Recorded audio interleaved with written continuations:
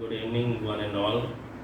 Today, on the occasion of World Environment Day, uh, I have already said that uh, various organizations which are working at the world level has opined that these environmental issues cannot be sorted out in isolation. Means these environmental catastrophes don't respect any geographical barriers, so all the nations will have to come together to solve these issues. So generally we blame the government for the problems we faced in day-to-day life, but in my opinion, you can say that the government has some other responsibility, but as far as environmental issues are concerned, we all have to work together and we have to perform our bit of job towards the greater goal. So, in this regard, I would like to state that in our constitution, under Article 51A, there is a list of fundamental duties to be performed by the citizen of India. So I will like to read it for you. Uh, in Article 51A, Part G, it is written that it will be the duty of every citizen of India to protect and improve the natural environment, including forests, lakes, rivers, and wildlife, and to have compassion for living creatures.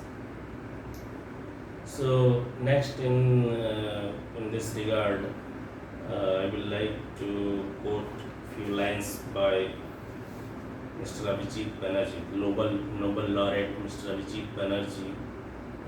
Yesterday I was going through his book named Good Economics for Hard Times.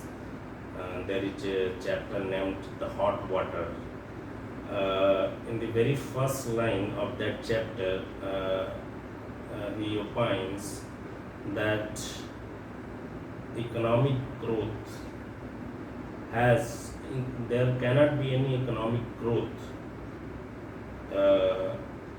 until there are some serious repercussion emanating out of that growth.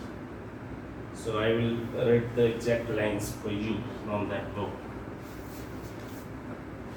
So in chapter number 6, the heading of the chapter is in hot water. In 2019, it is impossible to think about economic growth without confronting its most immediate implications. So next he is discussing that we already know that in next 100 years the earth will be warmer. There are many estimates, but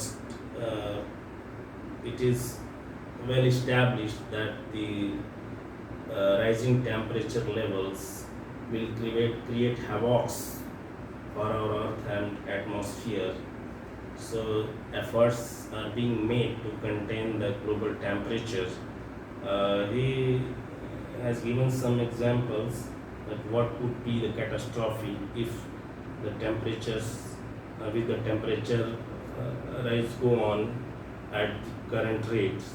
So he is saying that if there is a rise of 1 degree in the next 100 years, 1.5 degrees till the end of this century, so almost 70% of the coral reefs will vanish from the planet. And if this rise is up to 2 degrees centigrade, then almost 99% of the coral reefs of the oceans will vanish from the earth. And on the same line, there will be other consequences like degradation of land and associated heat waves in the atmosphere, and melting of the glaciers, which will result in the rise of sea level up to a meter. So submerging, various low-lying areas, and these are some estimates, rough estimates.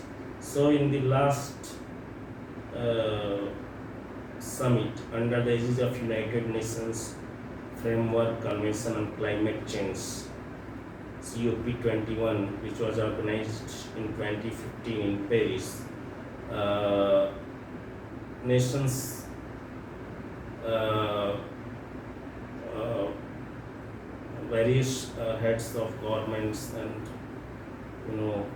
leading industrialists, business leader were of the opinion that serious efforts are required to contain this temperature, and targets were set to contain the temperature rise up to 2 degrees centigrade till the end of 21st century. And there were some more ambitious targets which were contemplated, that was to keep the limits within 1.5 degrees centigrade. So to achieve this target, it was estimated that carbon emissions will have to be reduced drastically, and it was estimated that, I can read it for you, that based on scientific evidence, the IPCC report concludes that in order to limit warming to 2 degrees centigrade, carbon dioxide equivalent emissions would need to be reduced by 25% by 2030 compared to 2010 level, and to go to zero by 2070. To reach 1.5 degrees centigrade, carbon dioxide emissions would need to go down by 45% by 2030 and to zero by 2050. In this regard, he also discussed that this climate change is highly inequitable. Means most of the CO2 is generated in the heavily industrialized and developed countries, and the adverse impact is faced by relatively poor countries. For example, the impact of global warming will be felt the most by the countries near to equator, but the main originators are European countries and USA and the likes of China. So the developed countries are least interested in the measures adopted, and they are least interested to spend their funds on the mitigation measures, which was evident in the last Trump administration when he pulled out of the Paris Climate Change Agreement. But thankfully, with the change of regime and the coming of Joe Biden as the in the government, he is again coming in this agreement, and we are hopeful that with this there will be fund and technology transfer to the poorer countries to adopt mitigating measures. Thank you.